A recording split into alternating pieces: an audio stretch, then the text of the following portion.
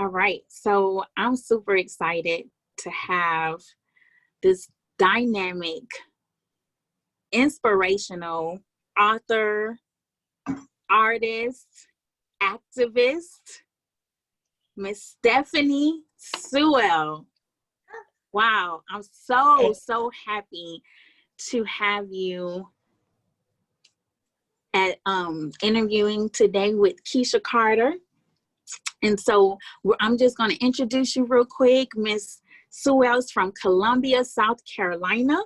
She uses her love for the written and spoken word to encourage, equip, and empower women. Merging femininity and art, Stephanie Suell describes herself as a creative. I love that. Her work is inspired by the many women in her family, to include her mother and her own journey through life.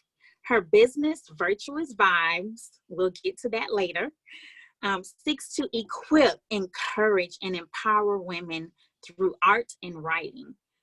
Stephanie is an avid painter who started in high school. After 20 years in the Air Force, girl, you have done it all. She relaunched her passion of art and crafting after being diagnosed with PTSD. Man, she now spends every waking moment sharpening her skills. She is a mixed media artist, writer, and spoken word artist in the South Carolina area. So South Carolina, make sure you check her out. I love her quote, "Everything becomes a canvas for me. I find art in everything." So Facebook family, YouTube, all of our followers, all of our guests, I want to introduce to you Miss Stephanie Suell. Hi, it's such an honor to be here. Such an honor to be here. I just want to thank you so much for, for reaching out to me and having me come on and talk just a little bit about my journey. So I'm grateful. I'm so grateful for everything that you're doing, and thank you for having me. I really appreciate it. I'm so excited. I think we were introduced through your cousin, Ty. Yes, Ty. Ty Yes. is my first cousin, in fact. She's my first cousin. Yeah, she's up there in the Charlotte area. So I don't know if Ty listens. Hey, Ty. So, yeah. Hey, Ty. Yeah, I'm sure she's going to watch this. Let me tell you, she shared with me a long time ago about her cousin, and she wanted me to meet you for a while. And so we finally have been able to connect. And when I read, I think she shared an article or a post that you wrote, and I was blown away. I could not believe all that you went through and what you were able to do to persevere and to overcome and to change the way that things are done in the military. So I want to just dive right in. How old were you? What happened? Tell us all about your story. Well, it started, I was 36. Yeah, I was 36 years old. And I had lost my mother to ovarian cancer. I lost her in 2006, and it was like the day after Mother's Day. Wow. And she had previously been diagnosed with ovarian cancer in 1999. I think she had been diagnosed, but of course she had went through the chemo and the radiation treatments, and but unfortunately it came back in 2006 with a vengeance. So we lost her like shortly after she had been re-diagnosed. I mean, she didn't go through, she probably about 6 months. And so after she passed, of course, dealing with the death of your mom is always it's a devastating experience. I was also having problems, I was having some problems, and I was dealing with the stomach issues. I was dealing with some of the bleeding issues. I was just dealing with some issues myself, but I was in the military. Can you describe that? Like when you say stomach issues, like what kind of symptoms were you experiencing?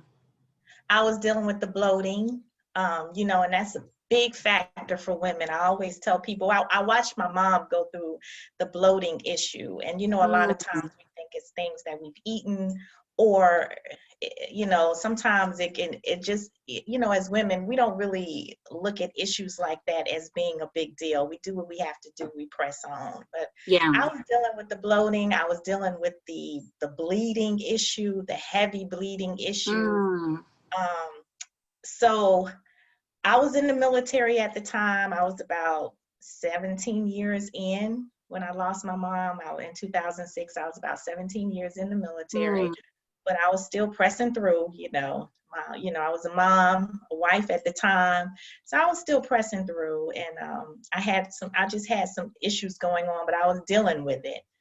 And I often share with some people that after my mom transitioned, I dreamed about her. She actually came to me in a dream, and she was telling me that I needed to get checked out in this dream. I won't go into the details of the dream, but it was paramount that I go to the doctor. And so that's what I did. I didn't go to the doctor much. I'm going to be honest, which is something that we as women, we don't do. We don't go to the doctor often. That's right. And that's something that we need to do as women. We need to get checked out. We need to make time for ourselves. We're all, if we're mothers, we're making sure our kids are on point. Yep. If we're wives, we're making sure our husbands are on point. Even if we're daughters, we're making sure our mothers and fathers are on point. That's right. So taking care of everybody else except for ourselves. Yes. Yeah. That's what we do. That's what that's pretty much what we're trained to do. We're born to do that. We're raised to do that. So I did go to the doctor, and at that time I was diagnosed with the heavy, I had fibroids at that time, and I was bleeding really heavy. My energy level was low. That's another symptom that I was experiencing. My energy level was low. I would actually go to work. I would come home. Sometimes I would cook. But after that, I would get in the bed at like 6, 7 o'clock, Keesha. I wouldn't get up till the next day at 7:30 when it was time for me to be to work. I was sleeping that much. I was that fatigued. I was that tired. And it was just, and that was one of the symptoms. It was from the loss of blood, but it was also one of the symptoms.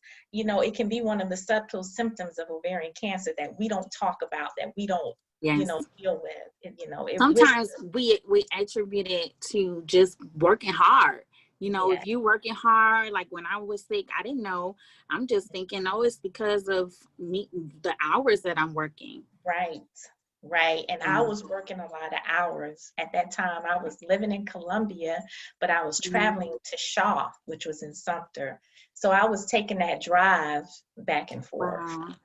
So by the time I got home, I was exhausted, but I did manage to cook, but I was sleeping a lot. And so the doctor did diagnosed me with the fibroids. I had several, and I happened to talk with him. Now, prior to that, I had already, and that might have been something I should have mentioned in the beginning, but I had lost 3 generations to ovarian cancer.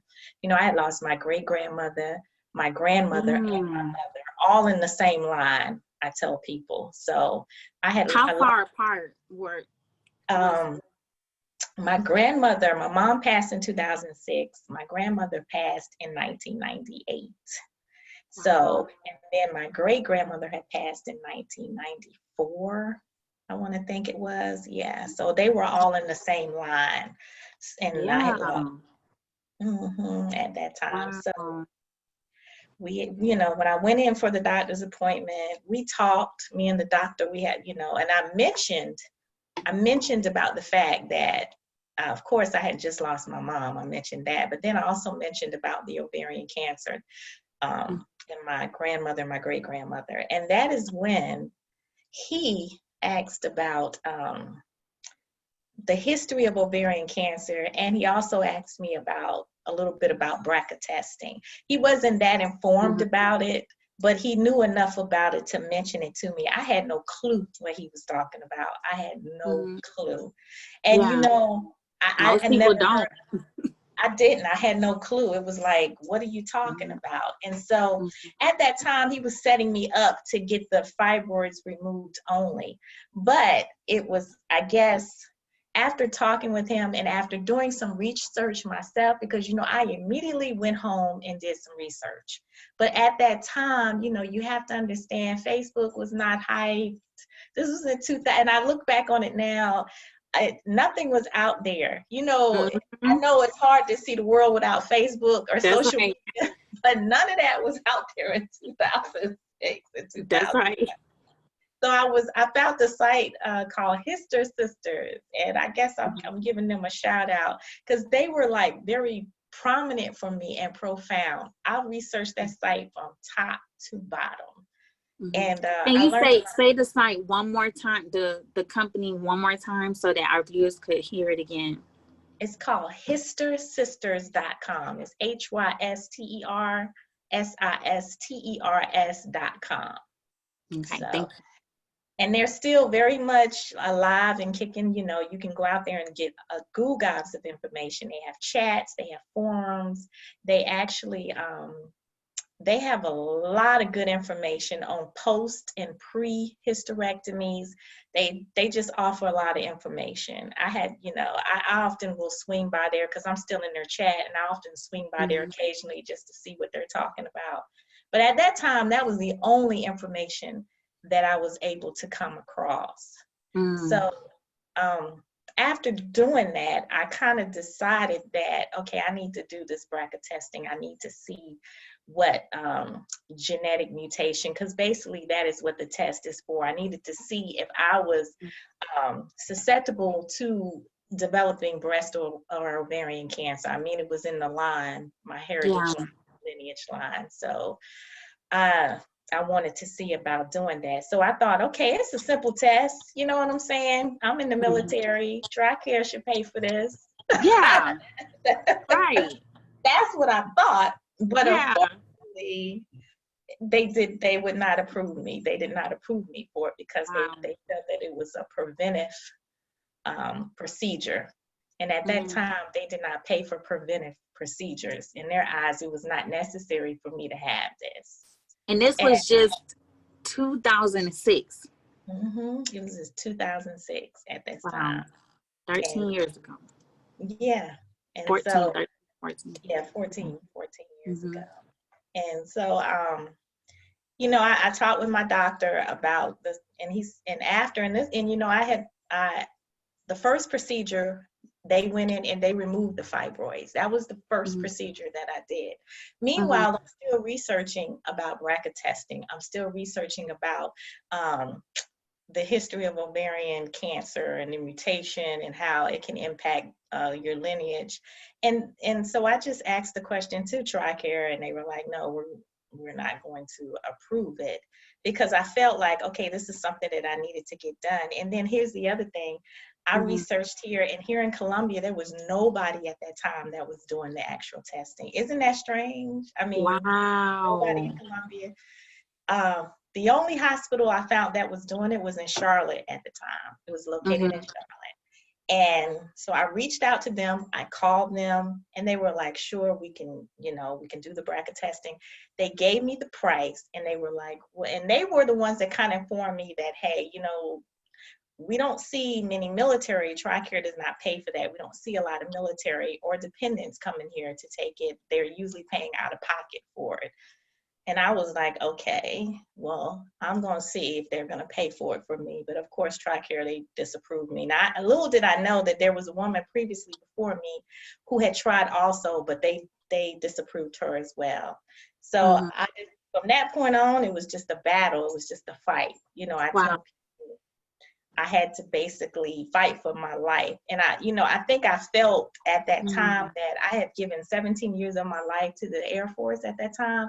And I think that I deserved for them to at least help me to continue to live and to live with a confidence, and not only with a confidence, but anxiety and stress-free. Because you know, when you don't know what's going on with you, or you sense that there may be something going on with you, especially medically, it sometimes brings anxiety and stress on. And at that time, I was full of anxiety and stress because I just wasn't sure what was happening with me. So. Wow. And how old were you again? I was Stephanie? 36 at that time. 36. 36, yeah. 36. And so like when people hear about, I was 28, when people hear about us being so young and we're going through all of this, and I can't imagine being 36 and not knowing what's going on in my body, especially after having three Yeah. matriarchs in your family to, succumb to ovarian cancer. So, wow. So were you ever staged or diagnosed?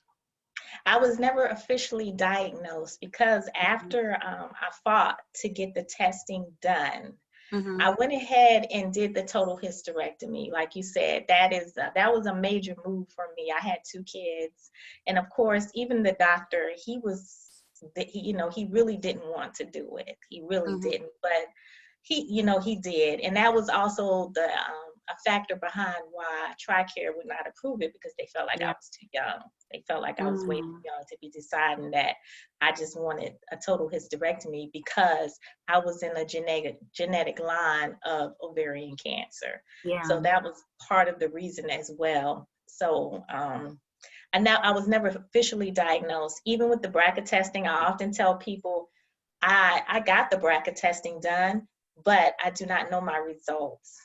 And I have a friend who's holding the results for me, but I do Wow. feel like I made the best decision, because she will often tell me that I made the best decision. So for me, I felt like she was basically telling me that my test was positive and it was the best decision that I could have done to do. And Mm-hmm. here's the thing.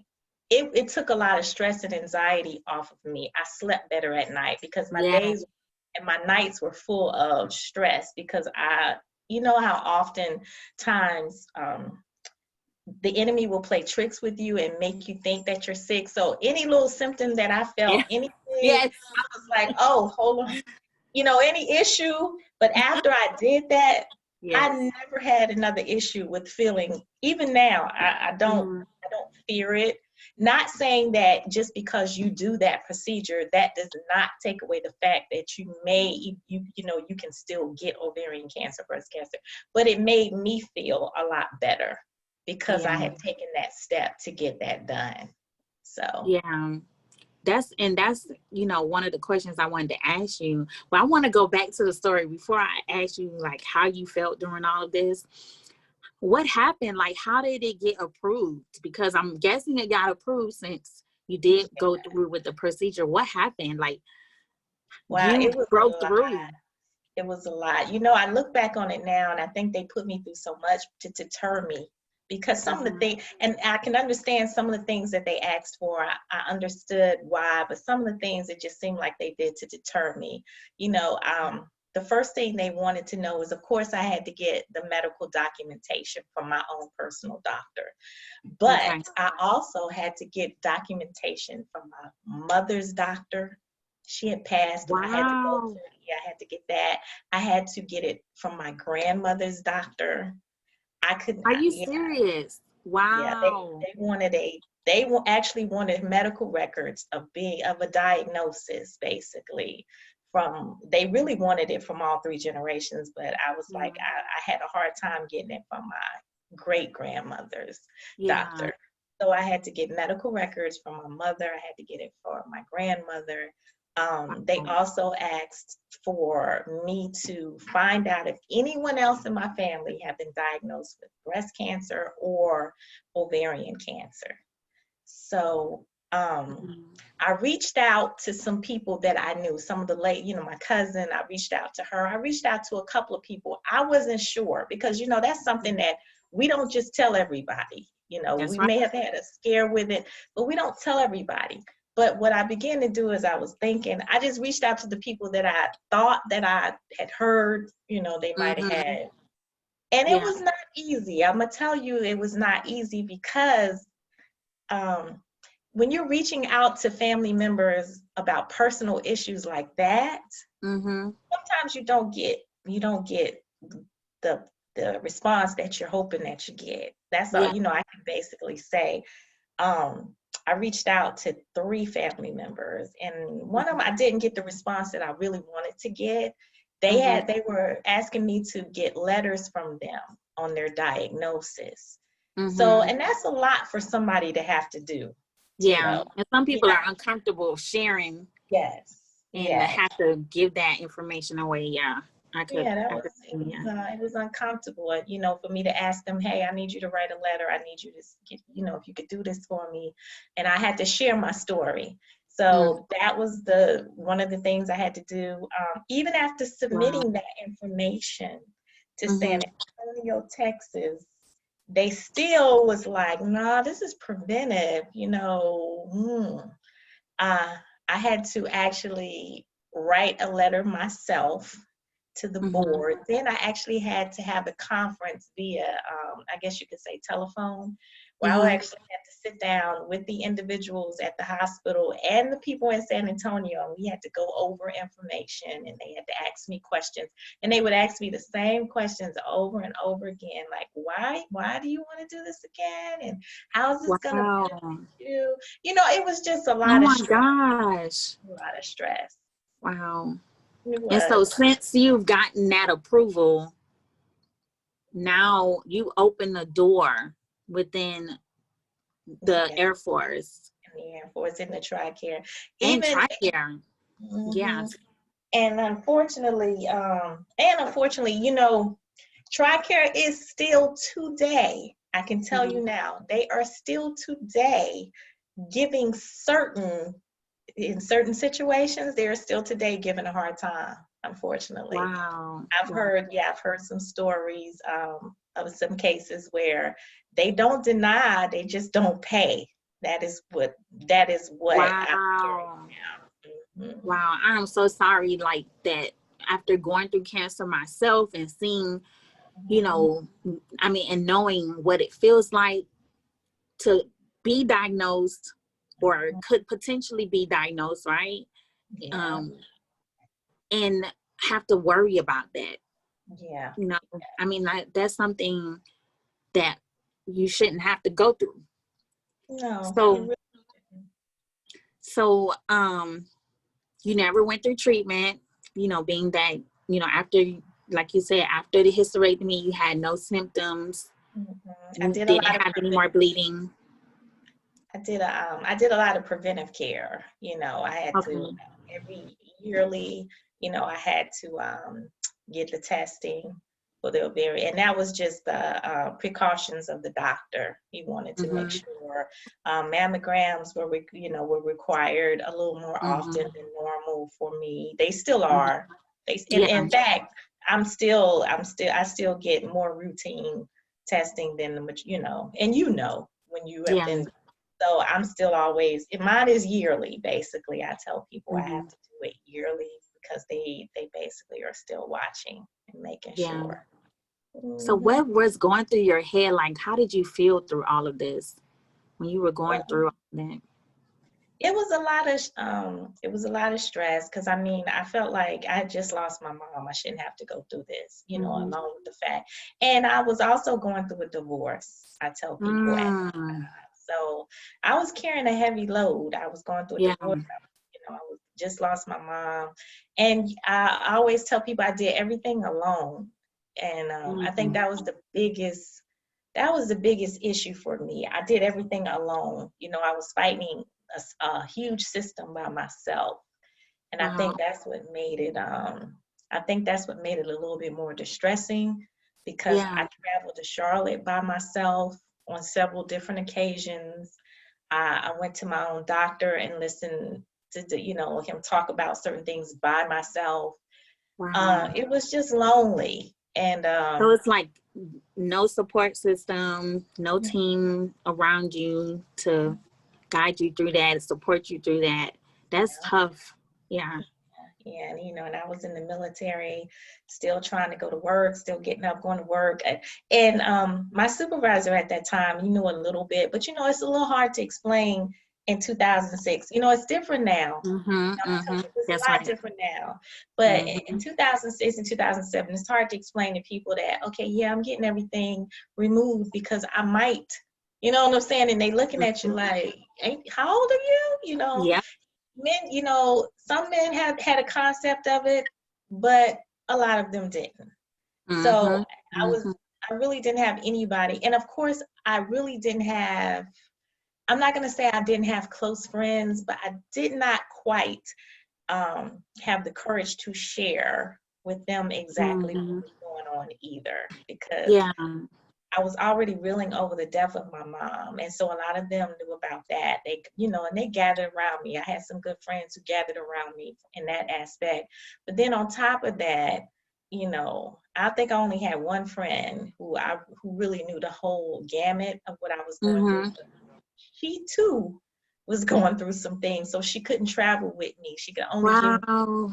yeah, it was rough. It was just the loneliness aspect of it, which is something Yeah. that I am, which is what I think what pushed me to do what I do today, to Mm-hmm. constantly be encouraging women and just motivating them to understand that we want to be private with our struggles a lot. Yeah. Yes. We really do, but we also have to be transparent sometimes with those who God sends across our path that is there for us, because that is a loneliness that is very hard to describe. It's very Yes. hard. I didn't even realize it. Like, I probably wanted people around me because I too went through my treatment pretty much by myself. During the day, most of the day I was by myself, and you know, I most of the appointments that I went to were by myself until the church that I was attending, they started. Uh-oh, somebody's trying to call. Till the church started, you know, helping me with getting to and from my appointments. So it's something that some people just don't understand what it's like because they haven't had to walk through that. Mhm. So thank you for sharing that, because I think we all need to know some people have a team of people surrounding them, and then you have some people who, you know, you fight at it alone. Yeah. So Yeah.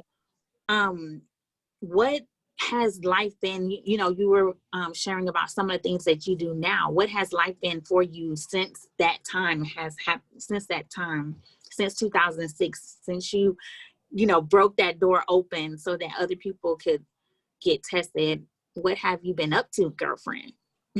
I have done a lot. You know, a lot of people tell you, oh my gosh, she does everything. And I probably do. I do a lot. I'm not gonna lie, I do a lot. After 2006, 2007, I think that was really when I started to have the I guess I would call them soul sister meetings or sister to sister meetings, and I would have them at my home because Nice. I had them at my home, and I think there were a couple of friends who helped me with the meetings. I began to just feel like women needed other women. That's the aspect that I took on. I took on that Yes. mantra of we need other women. Women need other women. Sometimes it's just to listen to me talk, or for me to know that I'm not alone. You know what I'm saying? Yes, Somebody else has been through this. girl. So I that is what I took on, and ever since then I have always had some type of I think my ministry has been with women since 2007. Prior to that, I probably didn't, but after that, I think I realized that that is what my calling is. My calling is with women. My calling is ministering to women, encouraging them, being a listening ear, connecting women. You know, I tell people sometimes you are the bridge for connections, and I have connected like a lot of women, you know, whether it be for job opportunities or just for inspiration or just in general. So that's what I do, you know, along with having those types of meetups. I also do Bible studies. I've done them here at my home. I also do them online, empowerment groups as they are called, because Yeah. I'm just a big advocate of pushing women. That's basically what I'm doing, Yeah. advocating and ministering to You're a women. filler. You fill women up with that good stuff to help keep us going. I love Yes, that. So yes. like with you know, you pouring into women, how do you, like, are you active in the cancer community as a result of what's happened with your lineage and with yourself? For shortly around 2007, 2008, I linked up with the National Ovarian Cancer Coalition. Mm-hmm. And that is where I met Lisa. She may be listening. Lisa, she's from the Lexington area. At that time, she was the president of the National Mm-hmm. Ovarian Cancer Coalition. So I Okay. linked up with her, and then we became good friends. We were going around advocating and going into people, giving people information on ovarian cancer awareness, on the BRCA testing, because once again, nobody knew what that was. They didn't have Mm-hmm. a clue about the benefits of it. So for probably 3 to 4 years, I did it with her, and then she brought me on as vice president, and then I Wow. became one of the what you would call like a city leader for National Ovarian Cancer Coalition, where I would just basically have Wow. monthly meetings where I would provide information on BRCA testing, on ovarian cancer awareness, on the signs and symptoms of ovarian cancer. So I just recently relinquished it. Probably, I'm trying to think. This is 2020. I relinquished it probably around 2017, and Mm-hmm. since then I have just been an avid person who is always providing information on ovarian cancer awareness. You know, I don't go around and really do what I used to do, but I'm always telling women about ovarian cancer, and I have also used that on the spoken word platform. You Mm-hmm. know, whenever I'm doing spoken word, I think it's just important that we know the signs and symptoms of it and be able to Yeah. take responsibility for our health. Well, I thank you for all that you've done so far in the cancer community, because we need women who've gone through it on any level to continue to share, because you never know whose life you would save. And That's true.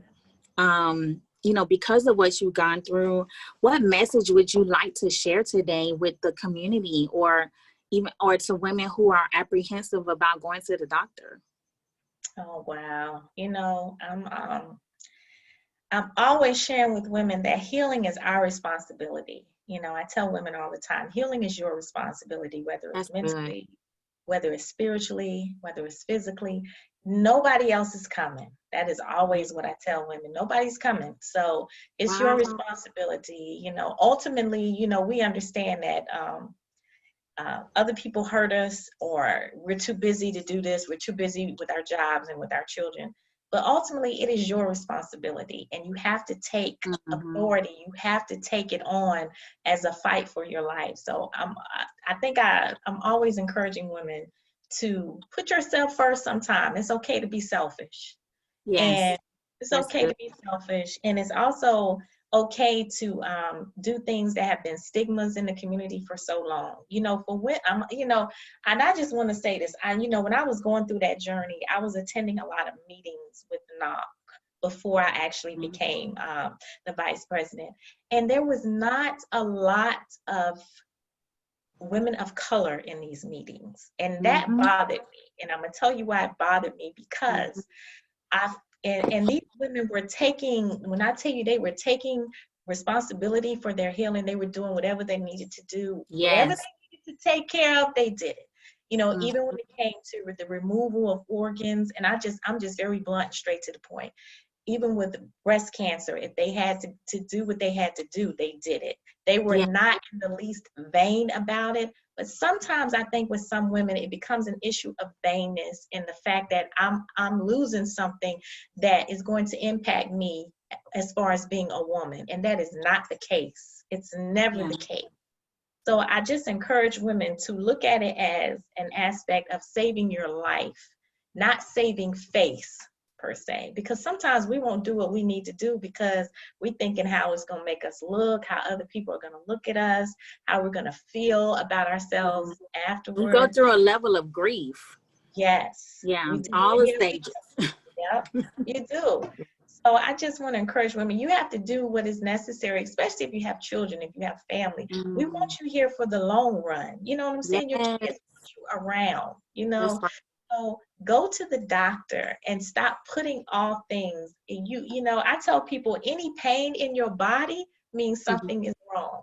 Yeah. Sometimes we are quick to be like, oh, okay, well, I just do this, and the pain comes back, and we keep putting Band-Aids Let me on get it. some Tylenol. Let me get some Yes, okay. But I Advil. tell people, pain is a sign that something is wrong, and Mm. you need to get it checked out. So I think that is the biggest thing that I'm always encouraging women to do is it is okay to take care of yourself and be selfish with yourself first, because Yes. we need you around. We need you to Mm-hmm. go to the doctor. We need you to get your checkups. And here's another thing, we need to Yes. be informed about certain, because the thing with us with OBGYN issues, we think Mm-hmm. that pap smears will diagnose ovarian cancer. It does not. We Nope. need to be well informed. So we That's need to tell the doctor what we need. We don't need the right. doctors telling us what we need. We need to tell them, this is what I need you to do. You know what I'm saying? This is what I need you to check. Because if not, they're not going to check. Yeah. We need to be transparent. Advocating for themselves. Yes, we need to be our Because own advocate. the pap smear only detects cervical cancer. Cancers. That's it. That's it in Mm-hmm. a nutshell. So we need to be informed. We need to read. We need to research.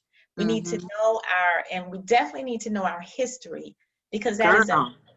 we need to know our Yes. genealogical history. We need to know, a lot of times, I mean, it just comes from the past. We don't share. We don't. Our mothers don't share. Our grandmothers don't Mm-hmm. share issues that they may have impacted them.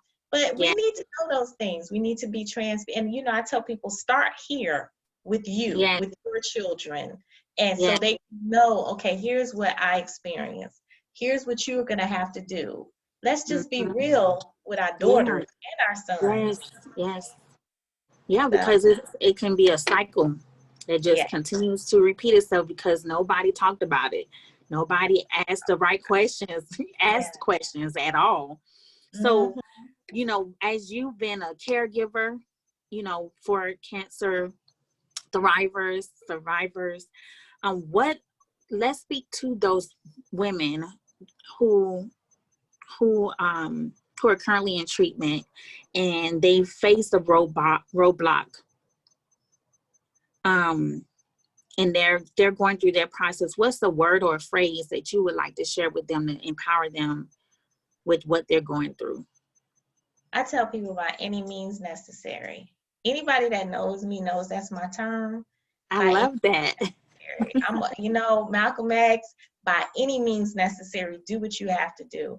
If you're Mm-hmm. tired today, if you have hit some roadblocks today, it's okay to rest. You know what I'm saying? Mm-hmm. It's okay Yes. for you to get a good night's sleep and think on it, but we don't give up. That's what we don't do.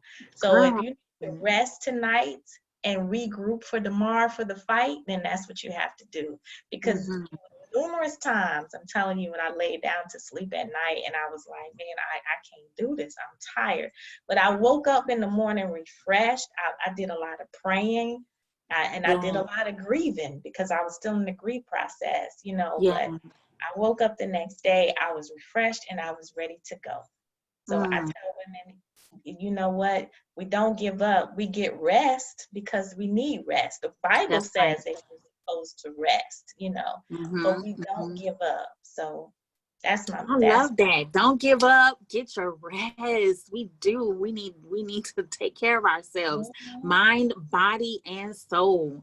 Yes. So now we touched on your creative side, and with Serenity, Courage, and Wisdom, we bring awareness through the creative art. So one of our campaigns is I Speak Against Cancer. And so, you share with us how you speak against cancer.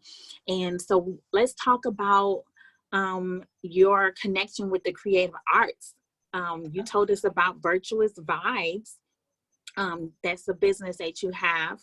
Mhm. What do you do? How do you express yourself? And tell us about what Virtuous Vibes is. Well, Virtuous Vibes is just, I tell people I connect with, I use it as a tool for connecting with women I paint, I craft, And everything that I do to encourage and inspire women. Everything that I paint, everything that I craft is like inspirational. I mean, I make so many different things, but it's always a femininity to the side of it. And I know a lot of people that know me with Virtuous Vibes, they'll tell me, they'll often tell you it's very inspirational. I use a lot of scriptures in my paintings. My paintings are often centered around positive quotes or scriptures, or I assign, sometimes I paint off of scriptures or, positive quotes. Any crafting that I do, whether it's earrings or jewelry, it's always assigned. And I'm sitting here thinking, I'm like, yeah, it is. It's always assigned to either a positive quote or a scripture. So a lot of the pieces that I do are very unique, or even I make wreaths, I make royal wreaths right now for the holidays, and I've assigned them to royalty because that's what I call them, because I think as women, that's who we are. We are in the lineage of a king. So everything that I do is just centered around, and just another way of expression and encouraging women to know who and whose they are. So I love that. So how do we get in touch with you through Virtuous Vibes? How can we look at your artwork? Well, actually, I do have a website. It's virtuousvibes.com. I'm also on Etsy, and it's Virtuous Vibes. I try to keep everything kind of similar so people can find me. I actually, I tell people right now, you can actually Google me and I come right up. I would be like, thank God for that. I've been out there for a minute. So you can actually you can either type in my name, Stephanie Suell, or you can type in Virtuous Vibes, and I'm like the first of many. They'll come right up. That's good. On Facebook and on Instagram, it's Virtuous the Creative. The creative was something that was given to me by a great spiritual mentor of mine, that she donned me that as the creative, because I was trying to fit myself in a little box. I was an artist, I was a spoken word artist, I was a painter, I was a crafter. So she just said, you know what, you are creative. And I said, you know what, I like that. So I'm going to take that on. Yes, I love that. Stephanie, the creative. Y'all have heard from her. Y'all have heard her story from the one and the only. Okay, there's none other like her. I have not met anyone like you, and it has been such a pleasure talking with you and hearing from you. You've inspired me, and I hope that today there will be other women who are inspired by your stories. I hope that they will take your wisdom and go get checked out, get some rest, advocate for themselves. Don't stop. As I like to say, don't stop, get it, continue pushing on your journey, because if we don't, like you said earlier, who else will? We have to stand up for ourselves. And what I love with this connection, we always say, the cancer community is a club that we don't want to be a part of, but we're glad that we are, because I've gotten to meet phenomenal women like yourself. So thank you again for this amazing interview today, and we're going to connect with you. We're going to post all of your links in the comment section. And so if you're out there, if you want to be inspired, please make sure you support Stephanie at the Virtuous Vibes. And if you want to share your story as a caregiver, as a gynecologic cancer survivor, just hit us up. You can visit our website. You will hear this interview again on our social media platforms. So if you go to on Facebook, Instagram, and Twitter, it's the @SCAWINC, and we'll post that in the comment section as well. And of course, Serenity, Courage, and Wisdom on Facebook. And our website is SCAWINC.org.